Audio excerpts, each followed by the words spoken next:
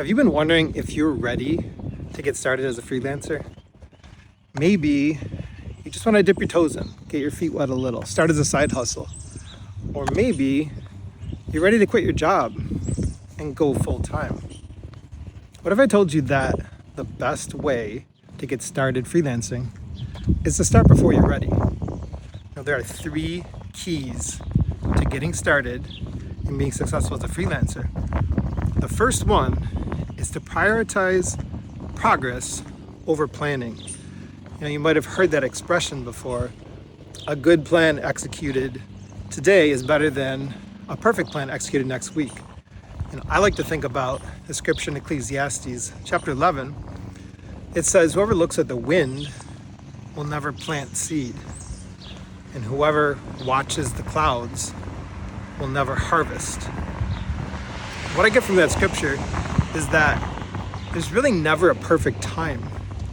You can spend all of your time trying to plan for the perfect opportunity. Years ago, I had to plant some grass. I had some yard work done, and I had some bare earth, and I needed to plant that grass. And I'd read online how there's a perfect time to plant. And the problem with that is that where I live, a lot of the times it's either too hot or it's too cold. So at the end of the day, I needed to just plant and then do the work. And by work, what that involved was just watering, doing a lot of watering of the grass. I used to go out several times a day and move the sprinkler to make sure that all of the grass was getting watered. I've been talking with freelancers recently, or some people who actually want to get started freelancing. And what I'm finding is that all of them are working on something. They're preparing their business structure. They're trying to figure out what their name is going to be. They're trying to figure out what services they're going to offer, or maybe what they're going to call their services. And I think of this quote by Myron Golden. He likes to say, they're getting ready to get ready, meaning that they're constantly in preparation mode and they're just spinning their wheels. They're not really making progress. When I first started, I had zero plan. I had zero company structure. I had zero services. I had no website. I had no logo, company name, any of that. And that was after having gone through law school and knowing all of the things that I should have.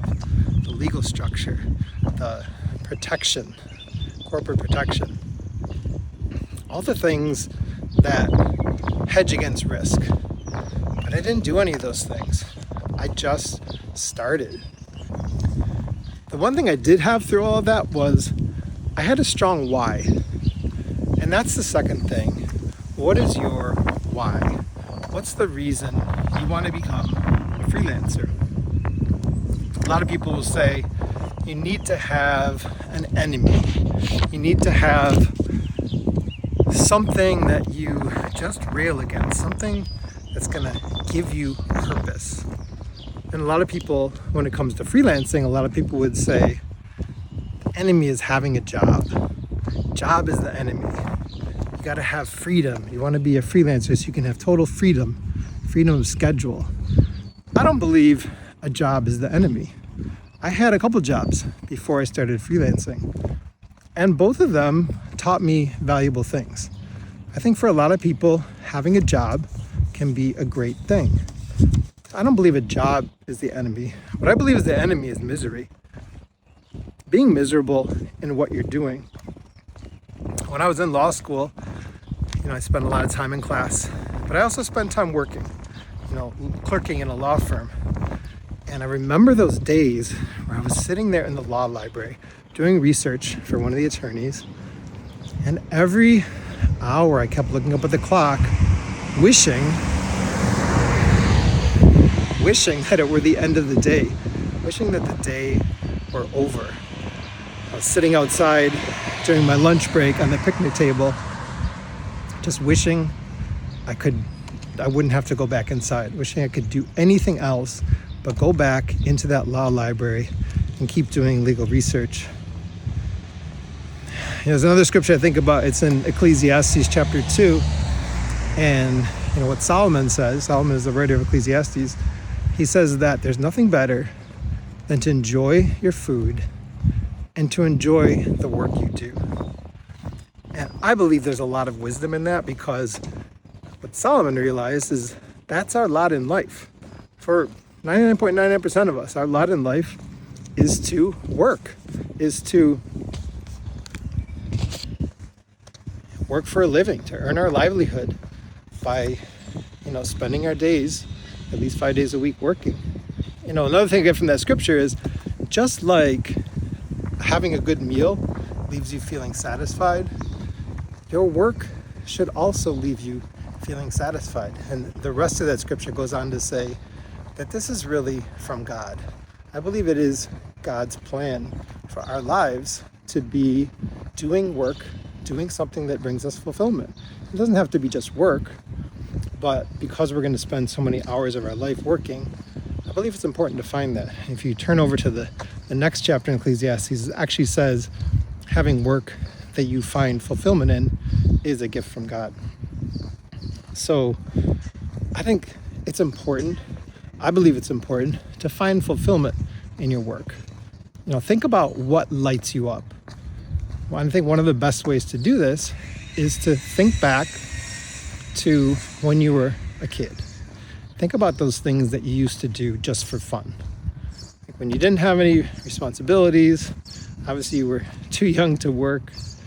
What were you doing? When I was growing up, I would spend time in creative things.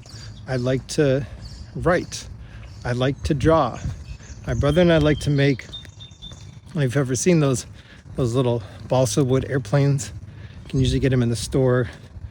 You open the package, it has like a wing and a body. You stick the wing in the body, maybe stick the elevator on, and then you just fly them.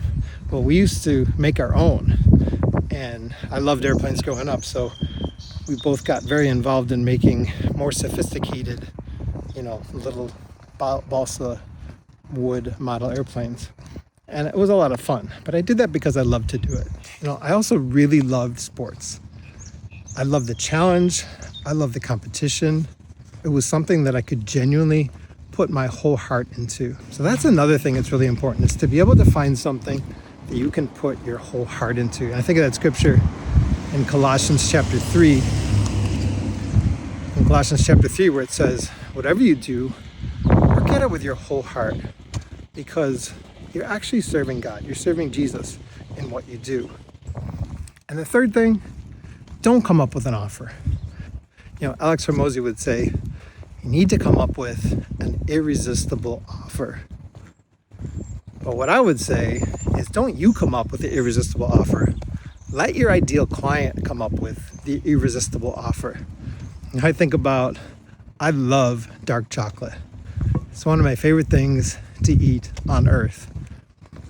And if I were thinking of making something irresistible, an irresistible gift for one of my friends, it would be dark chocolate. But I found out that some of my friends don't actually like dark chocolate. In fact, some of them hate dark chocolate. They love milk chocolate. And so if I were just to think up what would be an irresistible offer for them, I would give them dark chocolate. And that's not what they want. That's not what they need to satisfy their craving for a delicious dessert. So instead of coming up with an irresistible offer, ask your client, ask your ideal client, your ideal customer, ask them what they would want. Ask them what they need.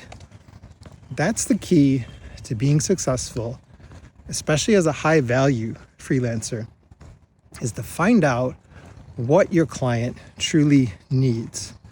Years ago, I started pursuing helping credit unions.